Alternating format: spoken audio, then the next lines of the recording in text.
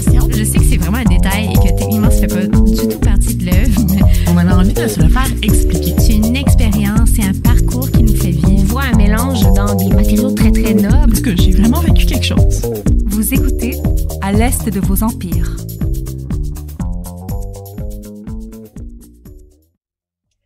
Salut les esthètes! Aujourd'hui, à l'Est de vos empires, on accueille une table ronde sur le thème de l'activisme commissarial. Cette table ronde-là va être dirigée par Florence Gariepi et avec Michel et moi, Sévia, on a également l'historienne de l'art Julia Caron-Guillemette pour discuter de 3 manières de rendre nos expositions plus inclusives. Par la suite, on reçoit des nouvelles du projet 40 par 40. Vous en souvenez, on les avait reçues il y a 3 semaines environ et on avait parlé du début du projet. Là, on reprend les nouvelles de la fin de semaine du 3 mai, en fait, avec Nadia Morin et Andréane Gagnon, qui nous ont non seulement concocté des petites vidéos pendant le processus, mais qui viennent nous expliquer comment le tout s'est terminé en entrevue. Mais avant de passer à ces segments, Michel, il y a des nouvelles sur notre site web.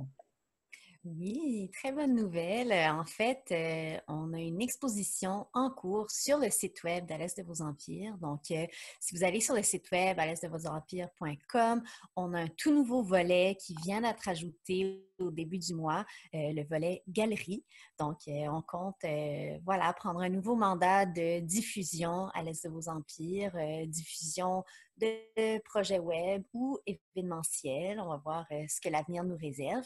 Mais en ce moment, la première exposition, finalement, c'est présentée en partenariat avec la Galeria et c'est une exposition solo de l'artiste Antoine Lortie, donc un artiste de Québec qui nous présente This title is a comment on institutional art.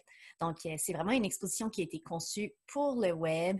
L'artiste a préparé un portail web dans lequel on peut entrer dans 6 différents univers qui sont chacune comme des œuvres d'art à consommer sur le web.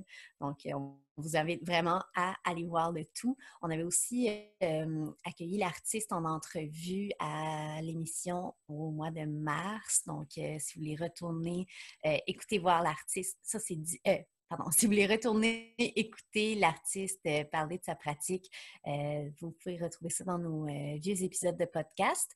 Et on a en plus un article sur l'exposition qui va sortir sous peu dans le volet de notre revue web. Donc, plein de choses à découvrir sur le site web.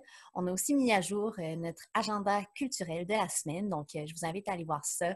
On fait mention notamment des œuvres déconfinées que nous propose la bande vidéo. Donc, dans sa médiathèque, on peut avoir accès à un nombre vraiment impressionnant d'œuvres d'art disponibles en ligne. Donc, il y a vraiment des choses à découvrir. C'est pas mal ce que j'avais à dire pour l'instant. Sur ce, on va passer à la table ronde et on vous dit encore une fois, merci de nous écouter les esthètes.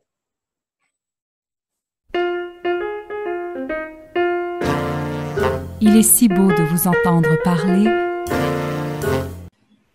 Pour ce premier segment de l'émission, il s'agit d'une table ronde qui va être menée par notre collègue historienne de l'art, Florence Gariepi. Florence, salut! Salut!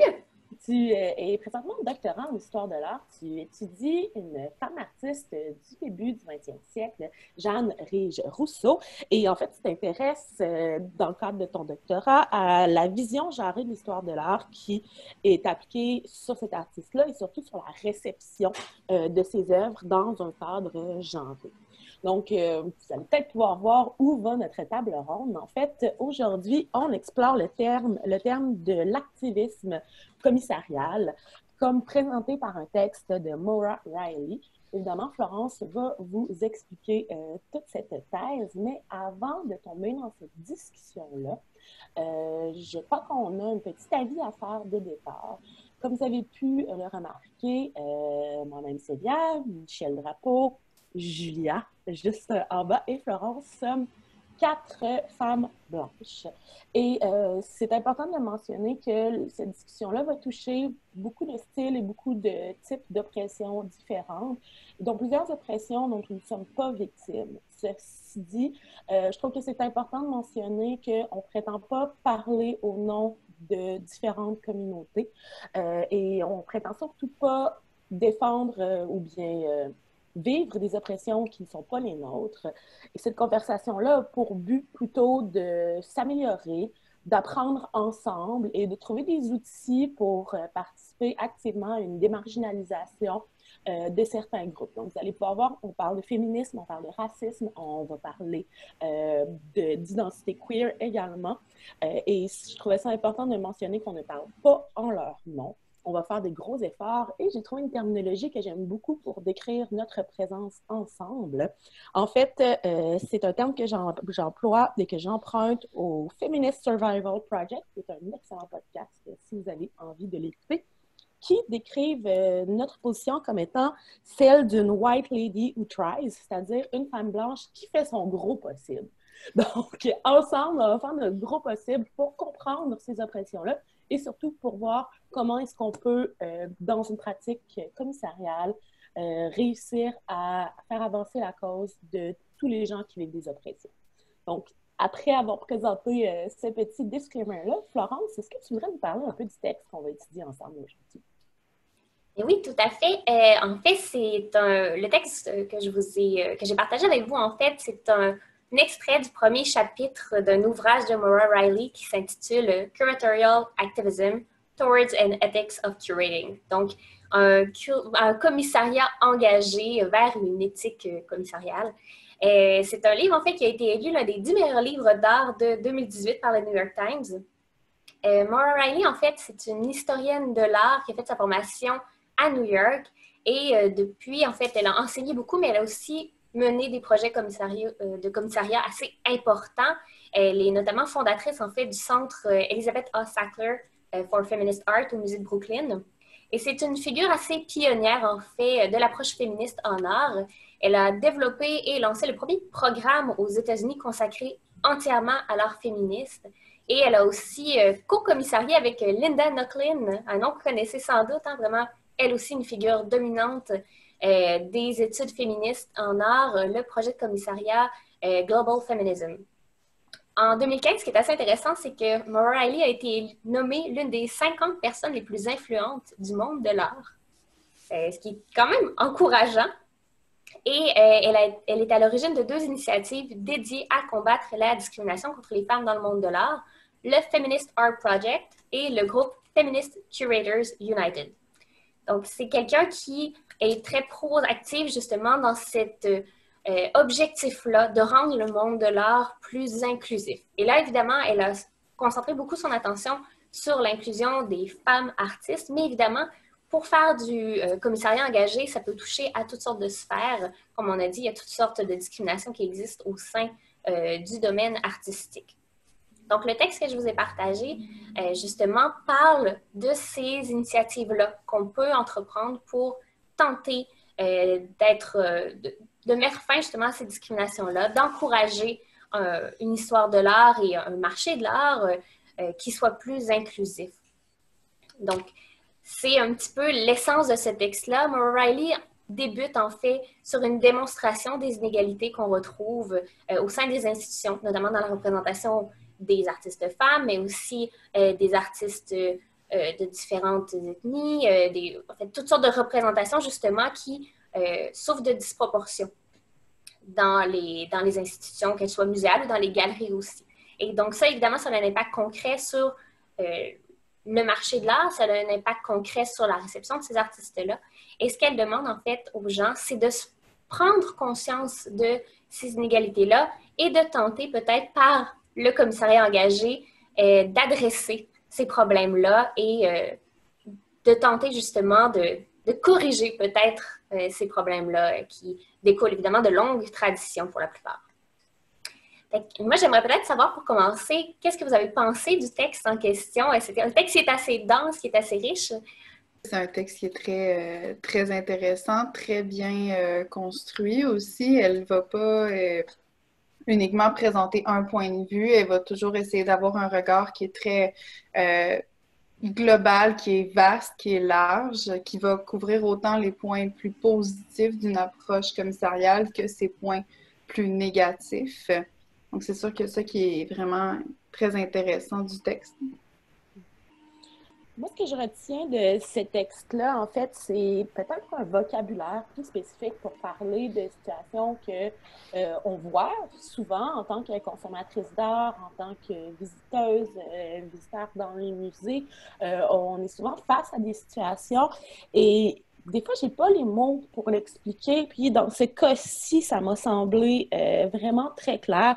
Je pense notamment au terme de l'autre avec un A majuscule qui revient beaucoup dans son texte. Et le thème de l'autre, pour moi, montre une claire séparation entre le canon de l'histoire de l'art et les autres personnes, c'est-à-dire les femmes, les personnes racisées, les personnes d'identité sexuelle ou de genre différentes.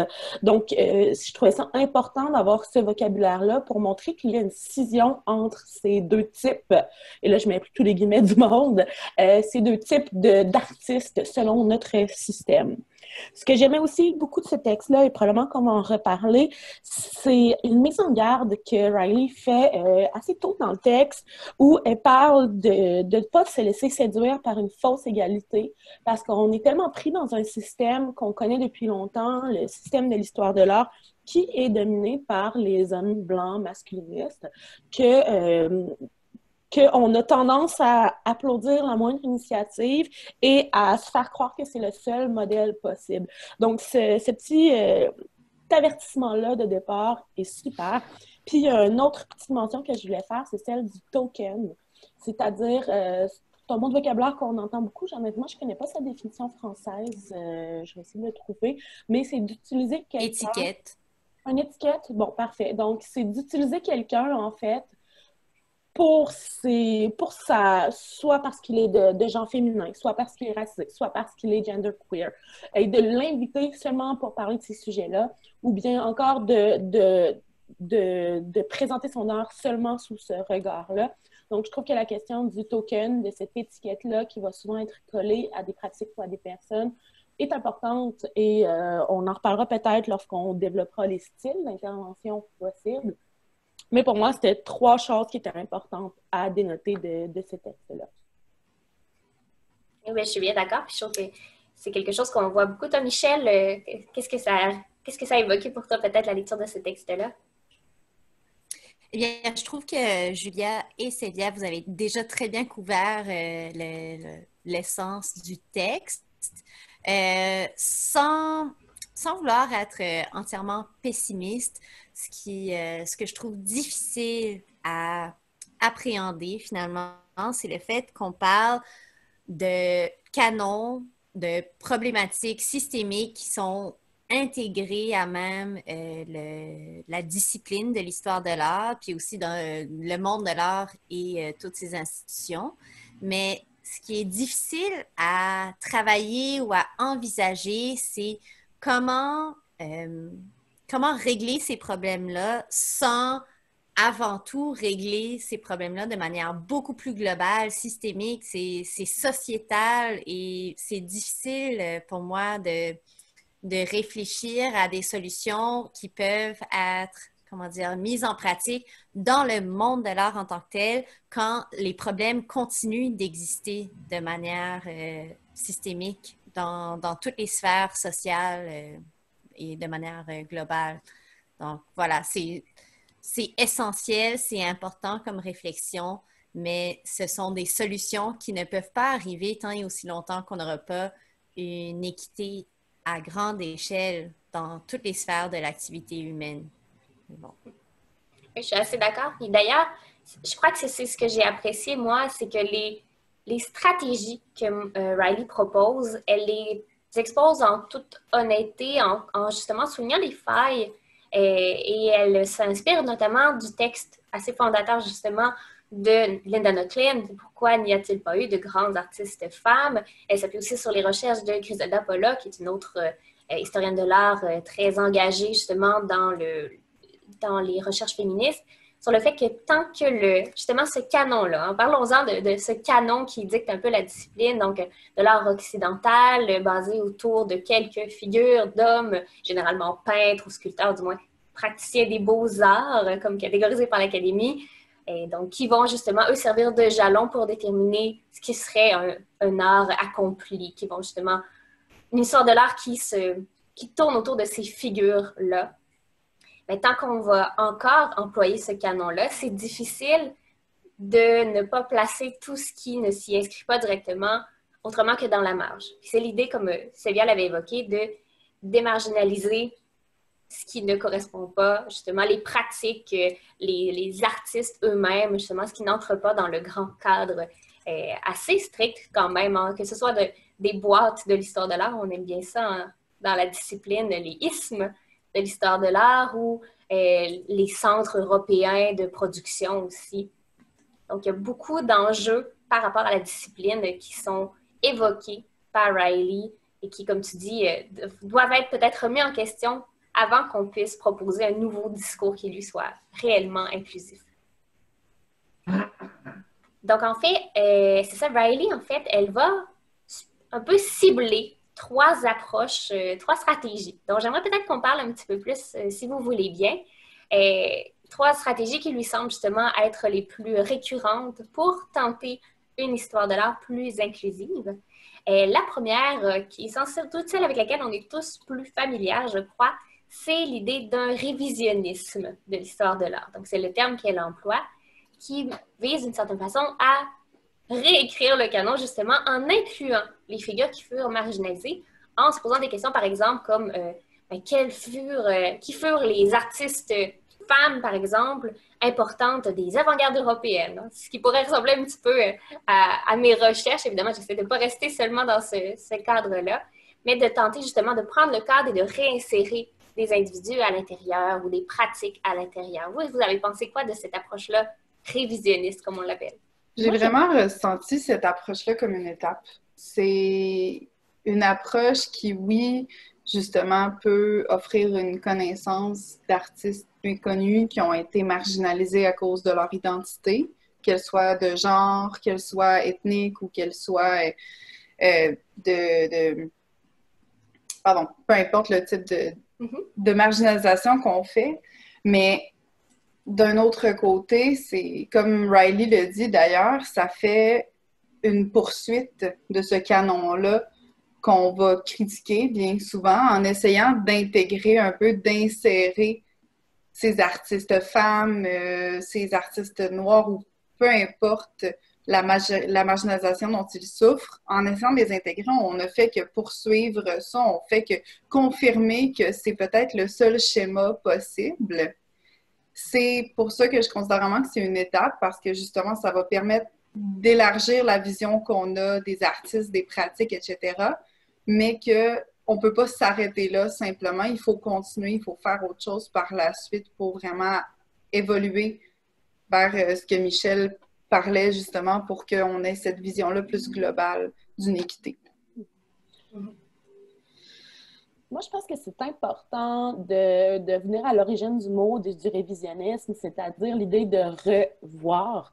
Donc, de passer sur ce qu'on a fait et de le revisiter avec un œil actuel. Je pense qu'on le fait beaucoup en art visuel déjà, ou bien dans les grands arts, notamment lorsqu'on retire des statues de personnes qui historiquement ont causé problème, ont eu des propos racistes, ont eu ont contribué finalement à des oppressions.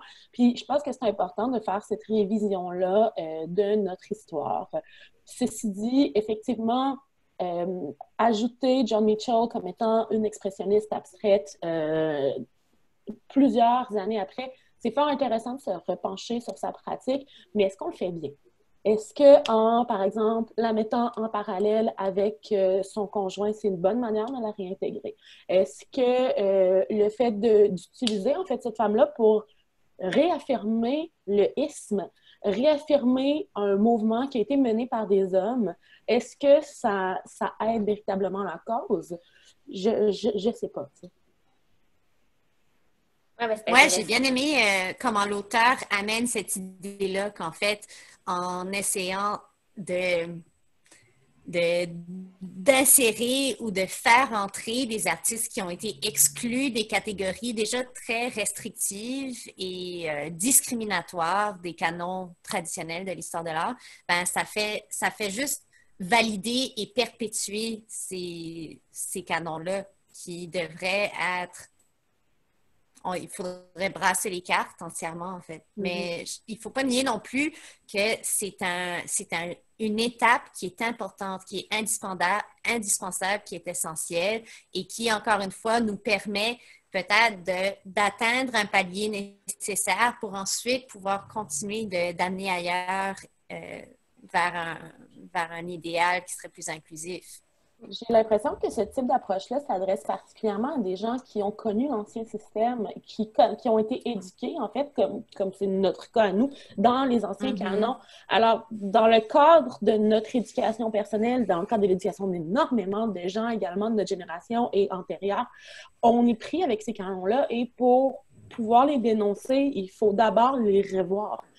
Donc, je pense que c'est important, plutôt que pour notre génération, en fait, de refaire du révisionnisme, mais que dans peut-être 20 ans, 30 ans, ça ne sera plus une pratique qui va être utile ou quoi que ce soit d'autre. Toutefois, il y a un point que je trouve vraiment intéressant de Riley qui vient un peu plus tard dans le texte, mais qui s'applique aussi bien dans cette situation-là, c'est qu'elle dit qu'il ne faut pas trop s'arrêter sur les dépendants négatifs des pratiques, mais plutôt voir le positif de ce que ça donne, que ces pratiques-là, ces approches-là ne sont pas parfaites, mais aborde des questions qui sont positives et permettent aux gens de réfléchir. Ben, c'est ça, puis je pense qu'en fait, vous avez un peu peut-être déjà devancé une question qui venait, puis je pense que c'est correct, on peut jouer avec, avec l'ordre des questions, mais justement, Riley suggère peut-être aussi justement que c'est une étape. Je pense que c'est un mot qui est important, étape, parce qu'on est encore à cette étape-là, je crois, à plusieurs égards. À essayer justement de revoir, comme tu disais, l'histoire parce que je crois qu'elle a encore une place assez prépondérante dans les formations universitaires, les formations justement académiques qui sont dispensées à travers le monde. Pour ma part, moi, j'ai eu l'impression justement que ce canon eurocentriste, androcentriste était encore très présent dans la manière dont on enseignait la discipline de l'histoire de l'art. Êtes-vous d'accord? Quand même, oui. On sent, en tout cas personnellement, dans mes études, j'ai senti qu'il y avait des efforts qui étaient faits d'être plus inclusif, d'aller chercher une vision qui diverge un peu du canon, sauf que en même temps, c'est une vision qui est présente depuis tellement longtemps, puis qui est en ce moment ce qu'on considère comme étant l'histoire de l'art. Donc, ça fait en sorte que ce canon-là est encore tellement présent qu'on n'a pas justement autant d'inclusion que ce qu'on pourrait ou même ce qu'on voudrait avoir, mais que quand même, on est peut-être sur une voie de faire des efforts un petit peu plus ou disons de prendre de meilleures habitudes d'historien de l'art. Moi, je pense que dans le cas de notre éducation a été faite avec les anciennes méthodes. Évidemment, là, qu'on a un gros billet de tous ces canons-là. Ceci dit, et je sais que c'est pas une opinion qui est partagée énormément, mais notre domaine d'étude, c'est l'histoire. Et le sexisme, le masculinisme, la blancheur fait partie de cette histoire-là. Et pour moi, il ne faut pas la nier. Et je ne pense pas qu'il faut l'encourager non plus, mais je pense que c'est important de mentionner que ces systèmes-là ont été mis en place, que ces systèmes-là, on a vu l'art de cette manière-là pendant des siècles et des siècles. Donc, ça fait partie de son histoire. Ce qu'il faut, par contre, faire, c'est dénoncer cette situation-là ou le voir comme étant une ancienne manière de faire l'histoire de l'art. Mais je pense que c'est important quand même de le garder parce qu'on ne peut pas faire semblant qu'il n'y a pas eu d'oppression pendant toutes ces années-là. On ne peut pas nier ces oppressions-là. Je pense que c'est important de le mentionner. Ceci dit, dans un cadre scolaire, on est encore à une époque rétrograde, j'ai l'impression, mais ce n'est pas la faute tellement des enseignants que plutôt le cadre scolaire dans lequel on est. C'est extrêmement difficile d'avoir des spécialistes. C'est extrêmement difficile d'aller chercher des gens qui vont décider d'aller chercher des sujets qui sont plus pointus, qui touchent des minorités. Et la raison, c'est qu'il y a très peu de financement dans nos domaines. Et en histoire de l'art, disons, à l'Université Laval, il y a quoi, 6 professeurs.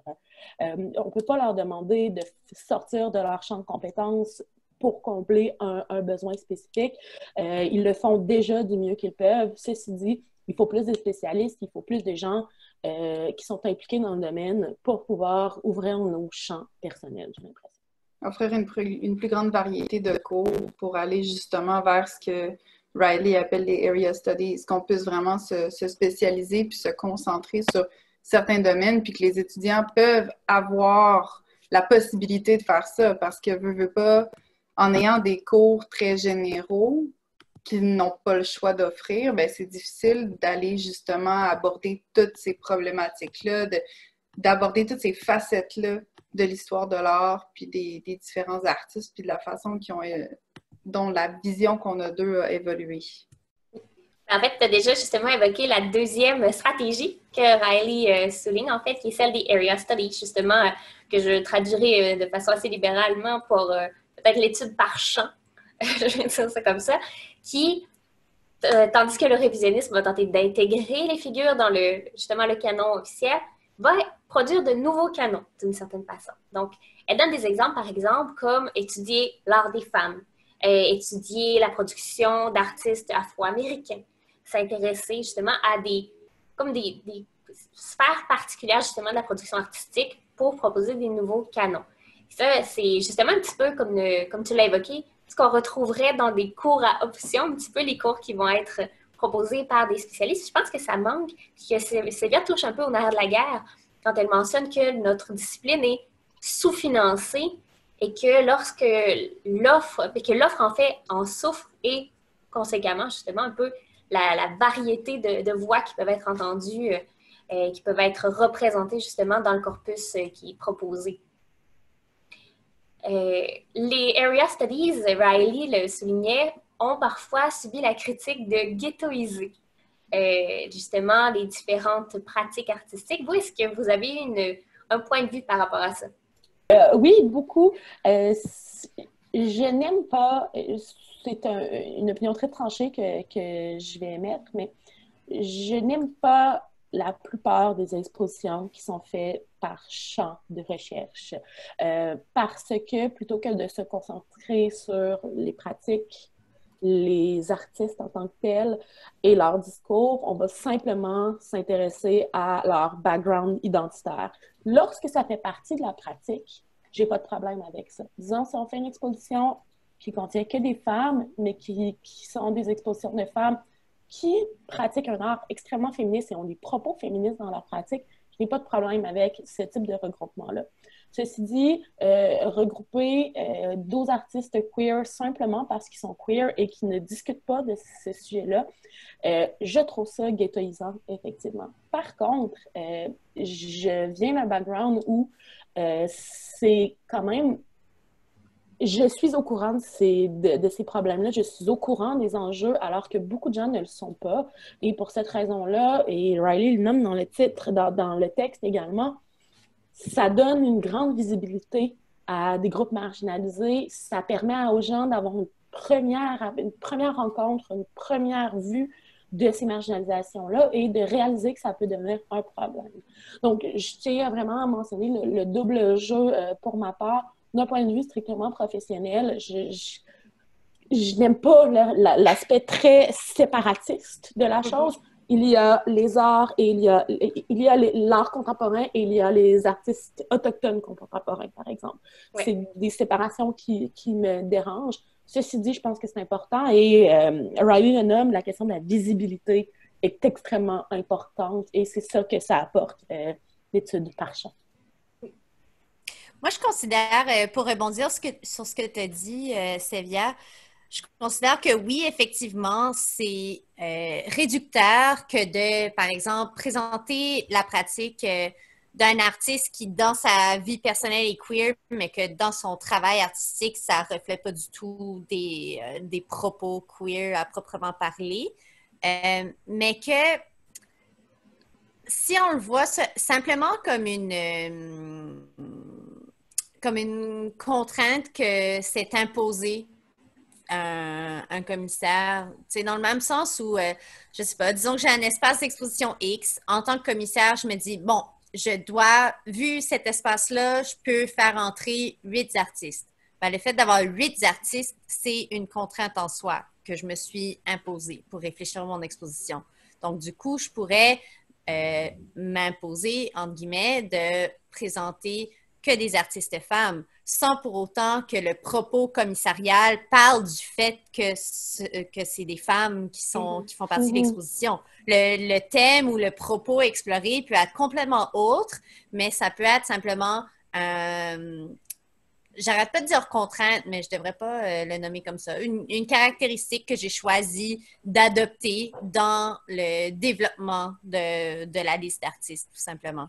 Donc, je pense que dans un monde idéal, oui, peut-être qu'il pourrait y avoir des expositions où on a, par exemple, sélectionné seulement des artistes queer, mais que idéalement, on en arrive à un point où ça serait même pas nécessaire de nommer le fait que ce sont tous des artistes queer. Ça serait simplement un choix interne qui aurait été fait dans le développement de l'exposition.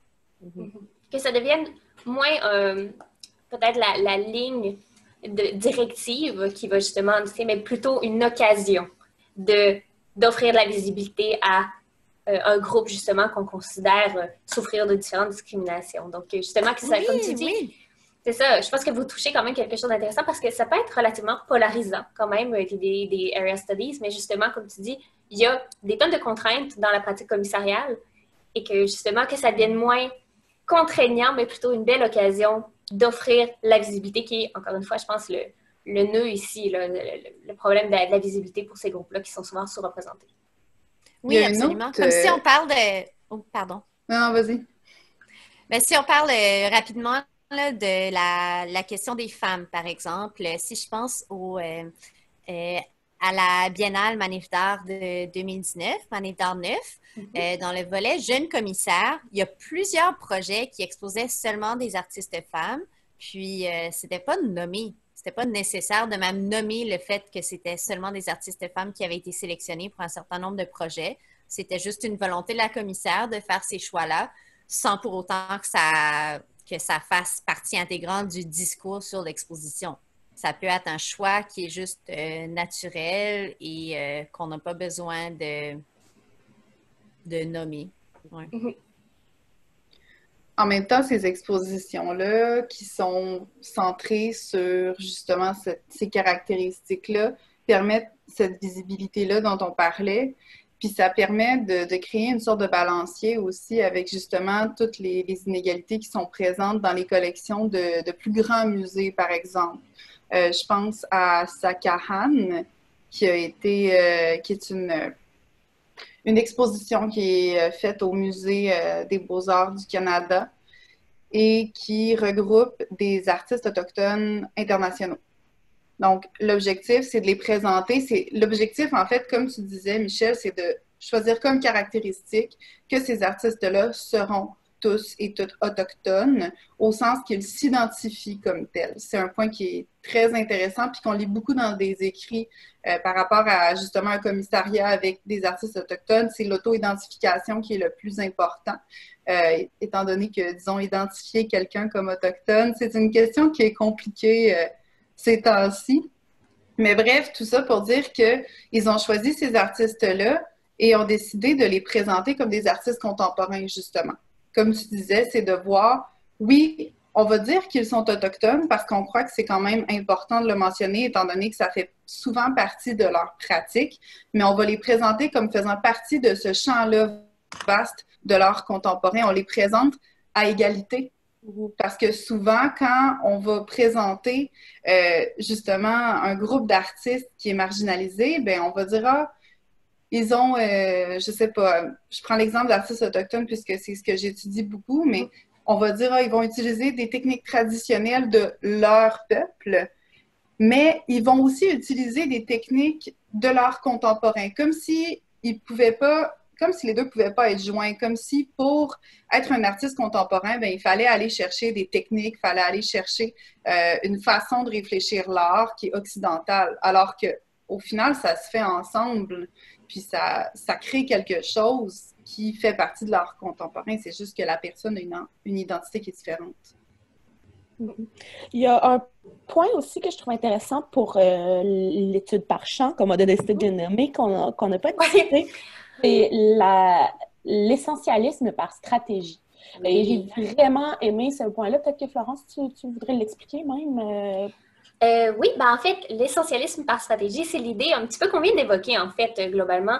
L'idée que ce principe directeur-là, de certaine façon, de se regrouper sous une étiquette, parce qu'on va se l'avouer, c'en est quand même une, pour permettre d'adresser différentes choses. À donner un exemple très concret, lorsque Trump a été élu, il y a eu une grande marche pour les droits, justement, à la contraception des femmes, pour le droit à l'avortement notamment. Et bien qu'il y ait eu des individus des deux sexes, des individus de différentes races, des individus de différentes orientations sexuelles, ça s'est regroupé sous l'idée de les femmes marchent pour leur droit à la contraception, leur droit au contrôle de leur corps. Donc, cette idée-là de femme qui devient le principe unificateur un petit peu de cette revendication-là, mais qui permet aussi, dans le fond, de devenir, comme on dit, politiquement évocateur, même si, évidemment, au sein du mouvement lui-même, il y avait une variété de représentations. Donc, l'essentialisme politique, un petit peu, qu'elle suggère, c'est l'idée, justement, de revendiquer peut-être une identité commune pour pouvoir, par la suite, en faire une ouverture à la discussion. Puis l'exemple de l'exposition dont Julia, tu parlais est très bon dans ce cas-ci, dans la mesure où ils ont décidé de réunir des artistes de différentes zones du monde sous un même titre essentialiste pour avoir des propos extrêmement différents à l'intérieur, j'en doute pas, et pour montrer différentes facettes. Là, j'y glisse dans le troisième sujet. Vas-y, je pense que tu étais bien partie. Est-ce que tu voudrais nous en parler justement de cette troisième stratégie? J'avais dit plutôt que je voulais pas présenter les stratégies. En fait, il s'agit du Relational Studies, c'est-à-dire aussi appelé le polylogue. Mais j'aimerais ça, Flo, que tu nous l'expliques parce que je suis allée chercher le sens de polylogue et je l'ai compris, mais je serais plus capable de le réexpliquer. Oui, en fait, polylogue, c'est évidemment proche du dialogue, hein, si vous trouvez que ça se ressemble. C'est l'idée de pouvoir faire discuter différentes propositions, de faire entendre différentes voix, justement, dans un espace. On parle évidemment d'un espace d'exposition, comme c'est la question des stratégies commissariales. Les études relationnelles vont présenter des œuvres hors catégorie classique, c'est-à-dire ils ne sont pas classés par contexte géographique ou par période ou basés sur les ismes de l'histoire de l'art. C'est plutôt qu'on va proposer des dialogues, donc polylogue un peu dans cette idée-là, des dialogues qui vont mettre à plat les différentes hiérarchies de l'histoire de l'art. Donc, que ce soit une hiérarchie des techniques, une hiérarchie dans les sujets, pour simplement faire dialoguer les œuvres ensemble. Donc, ça peut être un élément dans l'œuvre qui va résonner dans l'œuvre suivante et qui va donc proposer une variété de discours dans la manière aussi d'interpréter cette exposition-là. Un exemple qui me vient en tête peut-être, c'est l'exposition Mirage Blanc, qui a été commissariée par Maude Lévesque. Maude Lévesque, qui travaille au Musée de la Salle des Beaux-Arts, évidemment. Elle est en charge, entre autres, de la collection CPOA du musée. Et elle, en fait, elle a un bagage davantage dans les arts visuels que dans l'histoire de l'art. Et ça lui a donné envie, plutôt justement que de suivre ce cadre-là de la discipline, donc les périodes, les esthétiques en isme, tout ça de l'histoire de l'art, de proposer des échos, je dirais, visuels entre les œuvres, de proposer une approche beaucoup plus sensible de l'exposition. Donc, ça peut être, par exemple, cette couleur-là qui vient chercher un effet dans l'autre œuvre, une forme qui va venir justement nous amener à l'œuvre suivante. Donc, c'est quelque chose justement qui ne demande pas nécessairement d'avoir les références culturelles qui permettraient de comprendre l'œuvre dans sa conception vraiment plus intellectualisée, mais qui vient chercher davantage, vraiment, comme je disais, une approche plus sensible de l'art. Ça, avez-vous trouvé? Moi, j'ai trouvé ça très intéressant. C'est évidemment pas ce qu'on voit le plus souvent dans les institutions, mais j'ai trouvé que ça amenait une expérience complètement différente, puis peut-être justement plus humaine. Je sais pas comment l'expliquer. Je sais pas comment vous voyez ça, justement, cette approche relationnelle d'une certaine façon. En fait, il y a ce côté-là que je trouve qui est très émotif, très sensitif aussi. On va dans ces expositions-là avec nos sens plus qu'avec notre tête. Justement, comme tu dis, on sent pas qu'on a besoin des référents pour apprécier, pour vivre l'exposition, contrairement à une exposition qui serait basée sur un discours en tant que tel, qui, là, nous oblige à réfléchir puis à essayer d'avoir les référents puis de comprendre justement qu'est-ce qui fait en sorte que ces œuvres-là sont liées ensemble. Moi, une crainte que j'ai par contre par rapport à ce genre d'exposition-là, puis ça, ce serait dans une possibilité où il n'y aurait que ces expositions-là, ben, c'est qu'on pourrait perdre les particularités de chaque artiste, qu'on pourrait perdre cette individualité-là, ces identités-là qui ont chacune leur spécificité pour se trouver vers quelque chose qui n'est que sensation, ce qui est bien, veut pas, mais que si on se retrouve avec que ça, on peut perdre quelque chose de très important dans l'art aussi, selon moi. Puis moi, j'ajouterais à ça, Julia, que autant c'est une approche que je préconise moi-même lorsque je fais du commissariat, que c'est un sujet qui m'intéresse beaucoup d'aller plus par des questions pour voir le terme que Riley utilise, c'est-à-dire different sameness, différentes... Je te laisse là. Différents points communs, finalement. Vous voyez ce que je veux dire? Bref, ben, c'est cette idée-là d'explorer une seule question, de voir une multitude de réponses différentes, de voix qui ne vont pas se chevaucher, et surtout l'idée qu'il n'y ait pas de hiérarchie, ça me plaît beaucoup. Elle nommait un exemple d'un commissaire français, je pense que c'est Martin, son nom de famille, j'enverrai le lien, qui, lui, ne faisait pas de hiérarchie de genre, de sexe, mais aussi de reconnaissance. C'est-à-dire qu'il allait mettre des artistes qui étaient très peu connus à côté de grands artistes. Et pour lui, ce qui était important, c'était le sens des œuvres, la réception de ces œuvres-là. Ceci dit, comme Julia le mentionne, ça fait, à moins de faire des questions qui vont toucher des sujets spécifiques aux oppressions dont on parle, c'est seulement un but à long terme dans les conditions actuelles. Dans la mesure où si on veut véritablement faire de l'activisme lorsqu'on fait du commissariat, est-ce qu'on aide vraiment un public en ne lui donnant pas ces réponses-là? Il y a aussi l'idée que ça peut être dangereux à ce moment-là d'éliminer des artistes qui seraient racisés, des femmes, pour la simple et bonne raison, et pour l'excuse aussi, que ça n'a pas besoin d'être nommé dans ces cadres-là. Donc, j'ai l'impression que pour arriver à une exposition polylogue, la première étape, ça serait de se donner des critères de base qui seraient 50% hommes-femmes, une belle représentation des différentes ethnies, différentes représentations également d'artistes queer. Donc, ça serait de poser la question et de mettre des barèmes nous-mêmes. Mais là, encore une fois, amène la question de est-ce qu'on tokenise ces gens-là? Est-ce qu'on les met dans le lot parce qu'il faut ou bien parce que leur pratique est réellement résonante avec le sujet? Bref, pour moi, ce type de pratique-là, polylogue, et pour un futur où il n'y aura plus d'inégalité.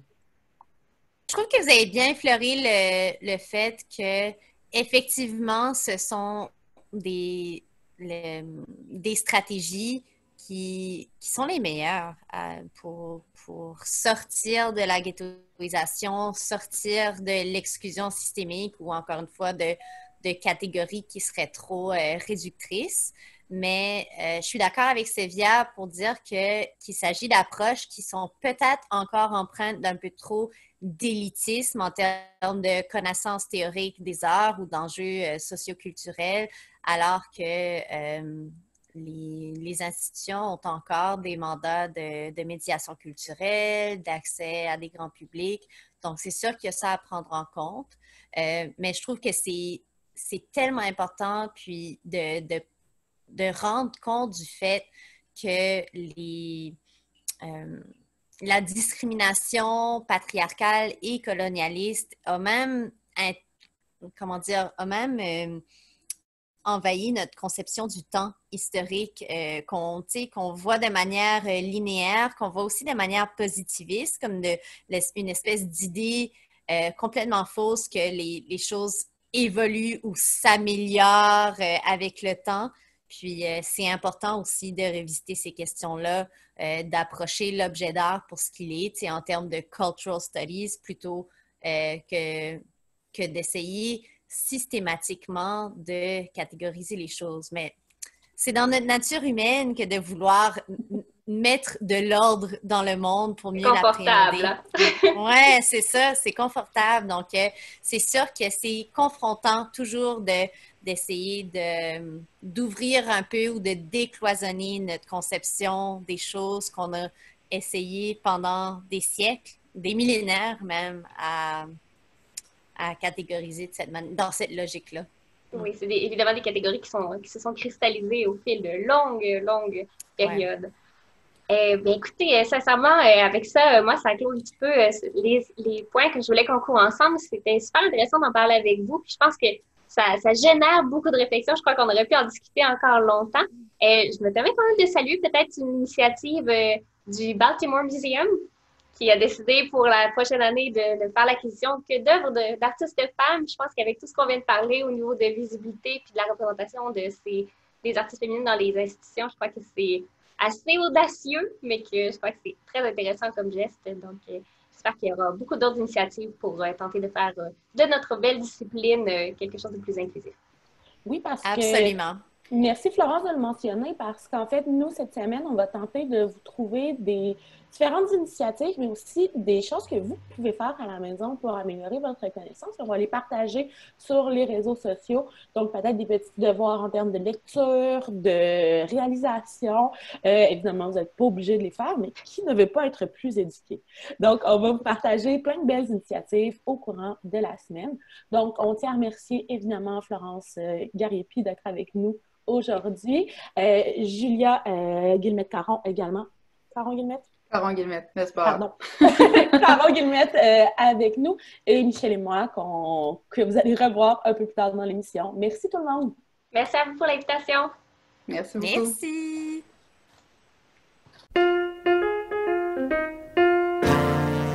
Entrevue, quand vous get down to brass tacks.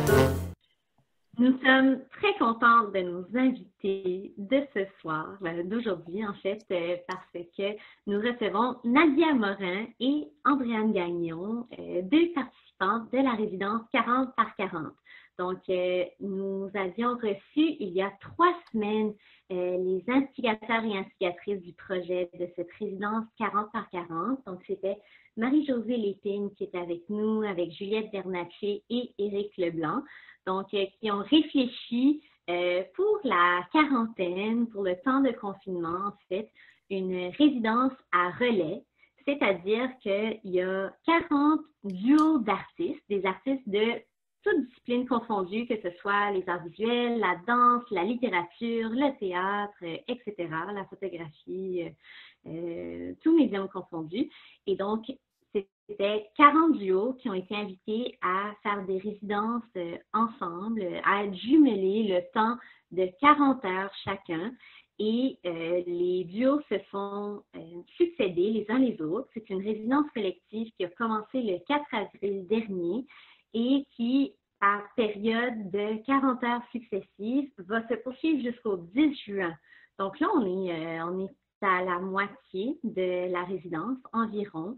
On peut aller sur le site web de 40 par 40, ça s'écrit 40x40 en fait, et on peut aller voir l'évolution des différents projets. Donc, chacun des duos d'artistes était invité à se concentrer pendant cette période de 40 heures, à réfléchir à cette période-là, en fait, un peu comme un incubateur de création pour réfléchir ensemble une nouvelle production qui serait inspirée d'une manière ou d'une autre, de manière assez directe ou bien indirecte, par la création précédente.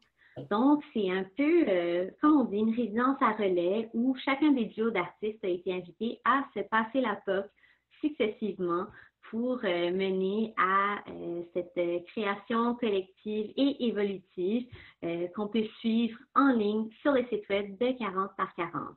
Donc, on est très contente de recevoir Nadia et Andréane qui, elles, sont un duo qui vient tout juste de participer à la création. Donc, on va pouvoir en apprendre un peu plus sur comment le tout s'est développé, puis pouvoir en jaser directement avec ces deux créatrices qui ont fait leur résidence en commun, mais à distance, à très grande distance, parce que Nadia est ici à Québec et Andréane est en Australie. C'est dans le coin de Sydney? Oui. Ouais. Donc voilà, pour vous, c'était finalement la seule manière de pouvoir créer ensemble, c'était à distance via Internet. Donc on est très contente de pouvoir discuter avec vous de ce que ça a donné. Il faut savoir que juste avant Nadia et Andréane, le duo d'artistes qui a participé à 40 par 40, c'était Émile Beauchemin et Rosalie Cournoyer, qui eux sont issus plutôt du théâtre. Donc, ils ont perçu la résidence de 40 heures comme un marathon de création. Donc, ce qu'on comprend en fait, c'est que les deux créateurs se sont engagés à essayer, du moins, de créer le plus possible sans interruption, sauf quelques siestes ici et là, à collaborer ensemble sur la création d'un texte qui finalement se lit comme étant un scénario de théâtre et avec, comment dire, une connotation très familière. Ça reflète assez bien la situation actuelle ou comment les couples vivent leur confinement actuellement. Et les filles, donc Nadia et Andréane, se sont inspirées directement de ce texte, en fait, en sélectionnant et en retirant un extrait spécifique du texte qui avait été proposé par le duo précédent. Oui, en fait, l'extrait d'Émile Beauchemin et de Rosalie Cournoyer va comme suit. « Les bâtisses sont sombres, sauf pour les fenêtres. Une main ou un regard les anime de temps à autre. » Et cette phrase-là, bien, ça vous a vraiment inspiré dans votre travail. J'aurais eu envie de vous poser la question, Andréane et Nadia, pourquoi avoir choisi cette phrase-là et qu'est-ce qui vous a inspiré? Bien, en fait, je peux peut-être répondre. La phrase, en fait, j'avais lu la pièce une première fois. Ça m'avait vraiment inspirée, mais la phrase sélectionnée est venue par après. Ce qui veut dire qu'on a eu le temps de créer des collages. Andréane a eu le temps de prendre des photos en Australie et cette phrase-là est ressortie par rapport à ce qu'on avait créé par la suite. Mm-hmm. Puis, pourquoi avoir choisi cette phrase-là? Pourquoi est-ce que, pour vous, elle évoquait ce travail-là, Andréane? Ben en fait, c'est ça, comme Nadia a mentionné, il y a comme un travail qui s'est fait en amont, un travail photographique, un travail de montage. Puis je pense que c'est vraiment un lien qui était évident pour nous de par les compositions qui avaient été créées aussi déjà par Nadia avec les photos que j'avais prises, dans lesquelles on trouve vraiment comme l'idée d'ouverture, l'idée de fenêtre, de porte. Il y a aussi la serrure qui évoque beaucoup cette idée-là de fenêtre, d'ouverture vers autre chose. Puis il y avait quelque chose, en fait, un lien évident qui se faisait entre les images qui ont été produites, mais aussi ce fragment-là du texte. Il faut dire en fait que dans les capsules que vous nous avez créées, qui sont très descriptives et très claires sur votre méthode de création, mais aussi les thèmes que vous abordez, mais il y a beaucoup d'architecture. Et surtout, dès le départ dans la capsule, Andréane, tu nommes que c'est l'architecture de la ville, son mélange qui t'a beaucoup inspiré, puis on va le retrouver même dans certaines pièces qu'on peut voir dans le collage final, soit celui qui est au centre gauche où on voit un bâtiment, et celui du centre droit. Est-ce que, Andréane, tu peux peut-être me décrire ces images-là? Qu'est-ce qu'elles sont? Et ensuite, on enchaînera avec le travail de Nadia qui a continué finalement sur ces images architecturales. Oui, totalement. Ben, en fait, dans la première œuvre, l'architecture qui est à la gauche, c'est un bâtiment qui est dans mon quartier, en fait. C'est drôle parce que moi, j'ai juste une fenêtre dans mon appartement, une petite fenêtre qui donne sur ce bâtiment-là. Donc, je pense que c'est comme le bâtiment que je vais avoir le plus vu durant mon séjour ici à Sydney, parce que je suis en confinement, moi aussi. Puis ce qui est vraiment étonnant avec ce bâtiment-là, c'est qu'il est hyper moderne parce qu'il y a de la végétation à même le bâtiment. Puis ça détonne beaucoup avec le reste des bâtiments qu'on retrouve autour, qui sont vraiment néoclassiques, néogothiques. Tu as comme cette espèce de tour-là qui est vraiment moderne, qui apparaît comme à travers, finalement, une espèce de rangée historique juste à côté. Donc, il y a ça quand même que je trouvais étonnant puis qui est vraiment intéressant parce que, je sais pas, il y a comme une idée de cycle. Puis, justement, il y a comme des lunes qui ont été ajoutées par-dessus par Nadia, tu sais, comme le cycle lunaire, comme l'idée de changement. Je trouvais ça vraiment, vraiment intéressant. Puis, l'autre bâtiment qui est au centre, en fait, c'est une architecture une bâtisse qu'on retrouve dans Newtown, qui est un quartier hyper artistique ici à Sydney, dans lequel on retrouve plein de galeries, mais beaucoup de murales aussi. Puis c'est entre autres justement une murale qui a été prise en photo, tu sais, puis la traduction grosso modo de ce qui est écrit, c'est pense, mais comme différemment des autres. Puis je sais pas, je trouvais ça vraiment intéressant de capturer cette espèce d'œuvre-là, puis d'en faire un mélange avec les œuvres de Nadia. Ouais. Et Nadia, toi, quand tu as reçu ces photos-là, tu sais, comme on parlait encore du thème de l'architecture, comment est-ce que tu les as interprétées? Pourquoi c'est ces bâtiments-là que tu as choisis dans les 397 photos d'Andréane?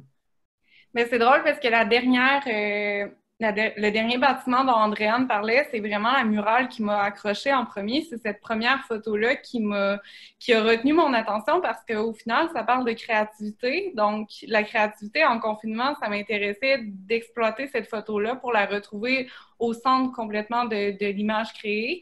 Donc, j'ai retenu ça. Puis ensuite, les images d'architecture d'Andréane, en fait, me permettaient d'ajouter facilement de la couleur parce que je pouvais retirer le ciel tout simplement puis ajouter des couleurs pastel. Puis on s'était entendu les deux qu'on souhaitait justement avoir une notion de printemps qui allait s'insérer ici et là dans les collages finaux. Donc, c'est ça, ça a été traduit par des petites couleurs pastel. Alors, c'est ça, tu sais, j'ai pris l'architecture en premier. Par la suite, je me suis attardée un peu plus à des photos de statues et de fleurs qu'Andréane avait pris au jardin botanique. Parce que je trouvais que, justement, ça se mariait bien avec l'architecture. Je voulais pas que prendre des bâtiments parce que dans le confinement, je trouve qu'il y a aussi cette idée de sortir dehors, d'aller se promener, de voir ce qui nous entoure. Donc, il y avait beaucoup cette idée-là. Et la dernière ligne de collage où c'est davantage inspiré de l'océan, l'eau et tout ça, je trouvais ça aussi intéressant de l'apporter parce que, justement, je l'ai traduit avec des fenêtres qui regardent à l'extérieur un peu. Donc, j'avais besoin, on dirait, de cette ouverture-là vers l'océan qu'on n'a pas ici à Québec. Là, vous parlez de cette collaboration-là comme si c'était très, très naturel et que vous aviez fait ça toute votre vie. Évidemment, vous êtes des amis, vous connaissez, vous avez fait quelques projets ensemble, mais c'est, à mon sens, la première fois que je vous vois travailler en duo, alors que normalement, vous avez des pratiques individuelles, vous travaillez seul dans votre atelier. Comment c'est de mixer deux pratiques? Ouais, ben, je sais pas, je peux peut-être commencer. Ben, on dirait que c'était comme une association naturelle parce qu'on est vraiment des bonnes amies, on se connaît vraiment bien. Puis de par ce lien-là, je pense que ça a facilité la création. Parce que, bon, Nadia, elle a comme une pratique active, mais moi, de mon côté, ça fait peut-être 2 ans là, que j'ai mis de côté la pratique pour un autre projet. Puis vraiment, ma pratique en continu, ben, c'est quelque chose qui était quelque chose de moins intégré dans mon quotidien, mais dont en fait, j'ai envie de revenir à la création tranquillement. Puis, ben c'est ça, ma pratique avait été mise de côté un peu ces derniers temps. Puis, je trouvais qu'il fallait justement glisser vers cette espèce de confiance-là, cette amitié-là, tu sais, qu'on partage. Puis, de finalement partager à distance des moments de notre quotidien.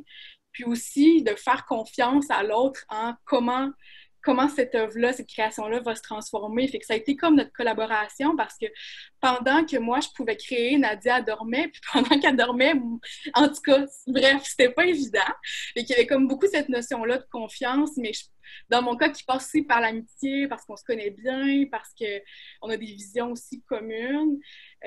Donc, moi, j'ai erré, j'ai pris mes photos, puis après ça, on a eu des discussions, mais j'ai vraiment fait confiance à Nadia aussi dans le traitement puis dans sa vision de ces images-là. Es-tu satisfaite? Vraiment.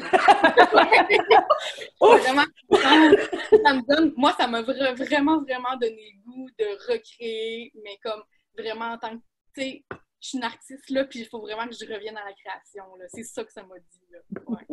Je pense que, en général, j'aimerais ça ajouter qu'on a la même vision un peu de ce qu'est l'esthétisme. Tu sais, je pense qu'on aime beaucoup les mêmes choses. Tu sais, en plus de la complicité, on dirait que je savais qu'est-ce que Andréane aimerait, puis peut-être vice-versa aussi. Tu sais, les photos d'architecture qu'Andréane a pris, je veux dire, j'aurais possiblement peut-être pris les mêmes, tu sais, les angles et tout ça. Donc, la complicité se traduit aussi visuellement, je trouve, dans notre création. Bien, franchement, ça paraît, si on m'avait pas dit que c'était comme une nouveauté que vous travaillez ensemble, j'aurais cru que c'est quelque chose d'assez récurrent. On sent une connexion dans les thèmes, dans la manière dont c'est monté. Beau travail, mesdames. Là, ça m'amène un peu à mon autre question. Andréane, tu l'as mentionné, toi, tu es sur un autre projet en ce moment. Nadia, tu es hyper active. Les deux, bien, vous êtes des femmes occupées. Comment c'est de passer un 40 heures à soudainement faire un peu fi du reste et de se concentrer sur un projet comme ça? Est-ce que ça fait du bien? Est-ce que c'est prenant? Comment c'est 40 heures de création entre amis?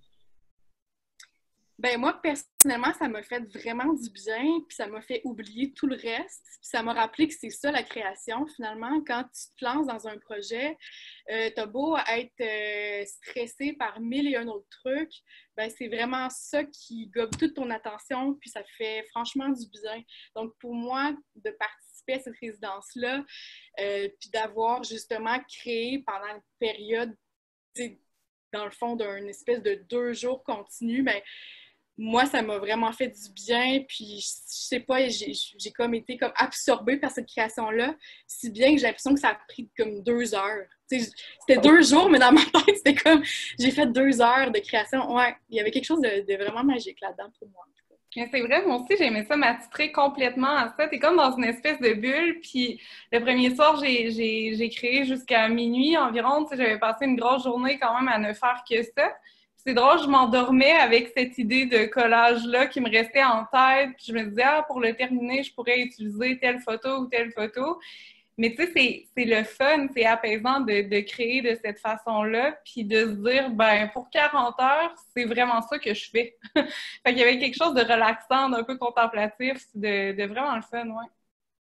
Ben, Andréane, Nadia, merci beaucoup d'avoir pris le temps de travailler avec nous au fur et à mesure de ce projet-là, parce que vous aviez un deuxième devoir, c'était de produire des petites capsules dont on a déjà brièvement parlé. Donc, merci pour votre présence et on va aller écouter ça. Salut les filles, je vous fais une petite capsule pour vous parler en fait de la première phase de notre résidence de création qui s'est amorcée aujourd'hui. Donc là, il est 21h22 et la prise de photographie vient de se terminer. Mais avant d'aller plus loin, je veux juste vous rappeler qu'on avait une double contrainte à respecter. Donc, d'abord celle de l'isolation, de la quarantaine, comme tout le monde, mais on a aussi un défi supplémentaire qui est celui d'un décalage horaire de 14 heures parce que je suis actuellement à Sydney. Donc, je dirais que la première phase de la résidence de création est vraiment teintée par l'idée du voyage. Donc, je suis arrivée à Sydney le 6 mars. Puis une semaine plus tard, le confinement commençait déjà. Donc Sydney, c'est une ville que j'apprends à connaître progressivement. Je vous dirais essentiellement par le biais de la marche ou des randonnées parce que c'est la seule chose que je peux faire actuellement. Donc la prise de photos est composée de 3 grands thèmes. Donc d'abord l'architecture, ensuite les jardins et finalement la côte. Je vous dirais que c'était une pratique très intuitive, une pratique d'errance où j'ai carrément exploré la ville. J'ai capturé des images de lieux où je me rends fréquemment. Donc, je vais peut-être d'abord vous parler de l'architecture. Donc, c'est quelque chose que j'ai trouvé fascinant dès que je suis arrivée à Sydney. Cette idée-là, justement, de juxtaposition des styles. On retrouve des bâtiments de style néoclassique, néogothique, victorien, mais à côté de ça, il y a aussi des bâtiments hyper modernes, des gratte-ciels. Donc, il y a comme une absence d'uniformité qui est vraiment surprenante. mais qui rappelle l'histoire de la ville. Donc, c'est vraiment intéressant justement de se promener dans les quartiers puis de voir ces styles-là qui émergent, qui sont très différents. Donc, j'ai pris des images à la fois dans mon quartier, qui est Ultimo, mais je me suis également rendue à Surrey Hills et à Newtown, qui est une banlieue non loin d'ici, qui est très funky, très artsy. Il y a beaucoup de murales, beaucoup de galeries là-bas, donc je trouvais que c'était un lieu inspirant. Deuxièmement, il y a aussi les jardins.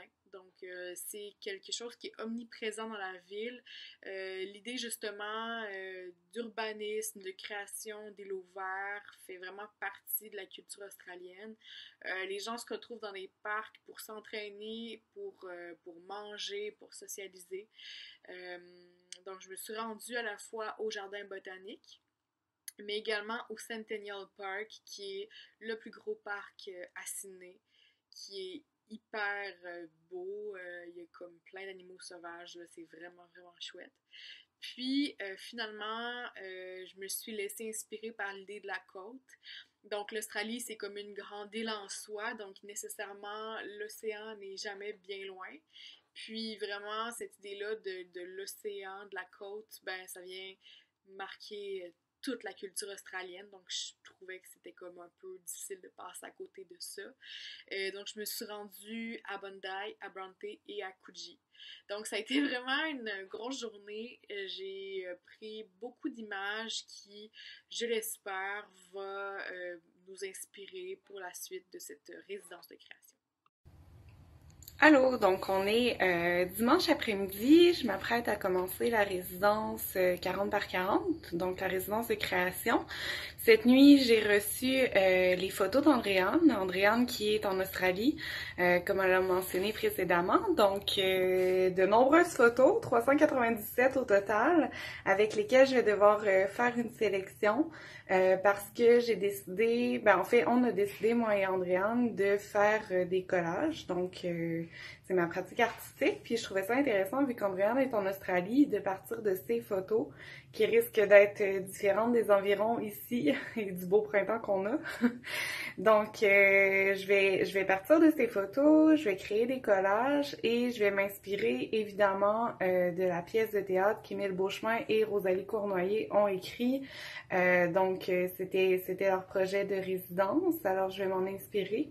Et on va voir qu'est-ce que ça va donner. Donc, j'ai envie de jouer avec des petites couleurs pastel, du noir et blanc, peut-être un peu de monochrome. Donc, question de rester dans une esthétique un peu lumineuse, qui va faire du bien, qui va donner un vent de fraîcheur, qui va se faire sentir un peu...